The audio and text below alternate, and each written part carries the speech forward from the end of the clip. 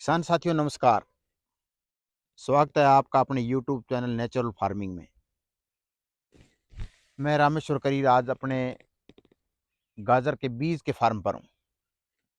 साथियों, कोई भी नई जानकारी होती है खेती से संबंधित तो मैं आपसे शेयर करता हूँ। मैंने पहली बार ये गाजर के बीज की खेती की है और ये गाजर के बीज की खेती का कुछ समय पहले मैंने एक वीडियो डाला था। उस समय ये छोटी छोटी थी और आज ये यौवन पर है। आप पूरे खेत में देख सकते हो एक समान, जैसे आप थाली तिरा सकते हो इसके ऊपर। फिलहाल ये यौवन पर है। किसान साथियों, ये एक बहुत किसान के लिए लाभदायक खेती है। जैसे हम सरसों बोते हैं, चना बोते हैं और गेहूं बोते हैं, तो 50-60 हज़ार रुपये से फालतू 1 एकड़ का नई जमींदार को मिलता है। ये जो खेती है इसमें एक बात तो ये है कि थोड़ी पानी की ज़रूरत तो ज़्यादा होती है। जिस किसान भाई के पास ट्यूबवेल का साधन है वो ही इसको लगा सकता है। बाकी इसका एक तो ये है कि ये खेती हमने पहले से अगले से बात की है कि 18,000 रुपये प्रति क्विंटल के हिसाब से वो बीज लेगा। अब 18,000 रुपये क्विंटल के हिसाब लेगा और उसमें कुछ काटा लगता है, वो भी उससे बात की हुई है कि लगभग 1/3 काटा लगता है। तो 1/3 तीसरा हिस्सा, और अच्छा होता है बीज तो तीसरे हिस्से चौथे हिस्से का लगता है। और थोड़ा अगर बीज का साइज है वो पकने में थोड़ा छोटा रह जाता है तो 1/3 तक लग जाता है, तीसरे हिस्से तक लग जाता है। जैसे ये बीज है, ये बीज हमने इसको 12वें महीने की 25 तारीख को लगाया है। उससे 2 महीने पहले उसने हमको बीज दे दिया था। हमने वो बीज गाजर के रूप में छिड़क दिया और वहाँ छोटी छोटी गाजर जब इस अंगूठे जैसी गाजर हो जाती है तो वहां से हमने इनको निकाल के और इस खेत में लगाना होता है, ऊपर से काट के। वो लेबर का काम है, वो उन्होंने कर दिया। फिर 12वें महीने में तो हमने इसकी 25 तारीख को इसकी जो बिजाई कहो या इसको पौधरोपण कहो या इसको गाजर के नीचे से काट के ऊपर छोटा सा थोड़ा सा वो गुच्छा सा होता है वो उस रूप में लगा दी। और लगाने के बाद में आज ये आप देख सकते हो जनवरी, फरवरी और मार्च 3 महीने हुए हैं इसको। 3 महीने में ये बिल्कुल एकदम यौवन पर है। और ये 2 महीने और में 1.5 महीना ही मानो, 1.5 महीने के अंदर ये पक जाएगी। पूरा चौथा महीना और 5वें महीने की 15 तारीख को इसकी कटाई हो जाएगी। यानी ना 4-4.5 महीने की ये खेती है। और खर्चा इसमें सरसों वाला ही, गेहूं वाला ही खर्चा है।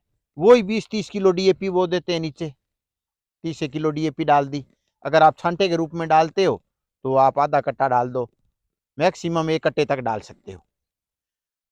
और वो 10 किलो सल्फर डालनी होती है, 10 किलो जिंक डालनी होती है, 20 किलो पोटास डालनी होती है। वही हम गेहूं में डालते हैं, वही इसमें डाल दी। और वही पानी है, गेहूं में 5-6 पानी लग जाते हैं, ये 8-9 पानी में हो जाती है।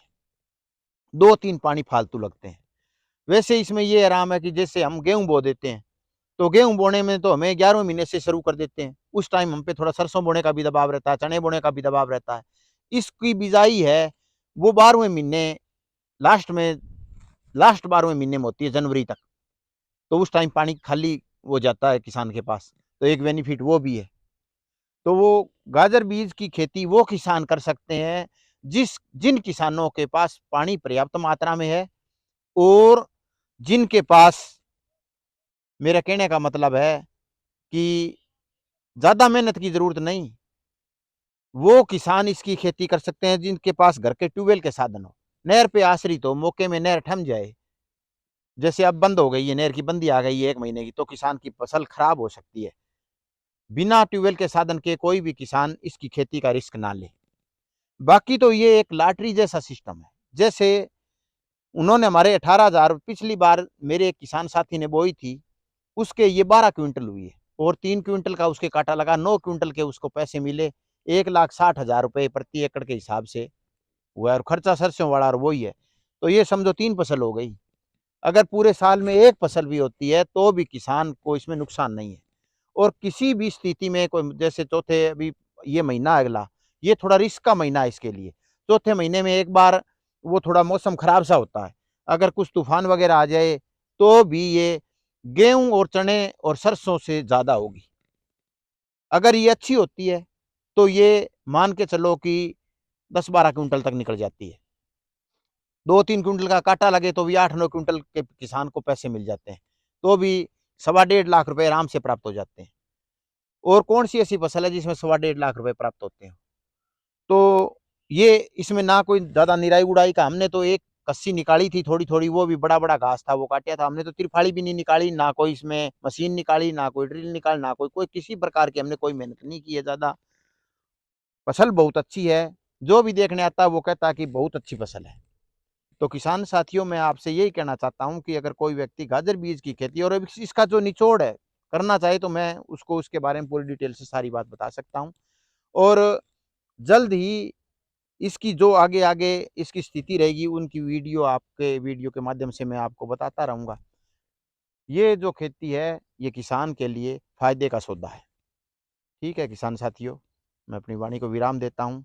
अगली इसकी जो आगे ताज़ा अपडेट होगी वो मैं समय समय पर आपको बताता रहूँगा। फिलहाल हमारे गांव में इसकी 300 एकड़ के लगभग खेती लोगों ने की हुई है।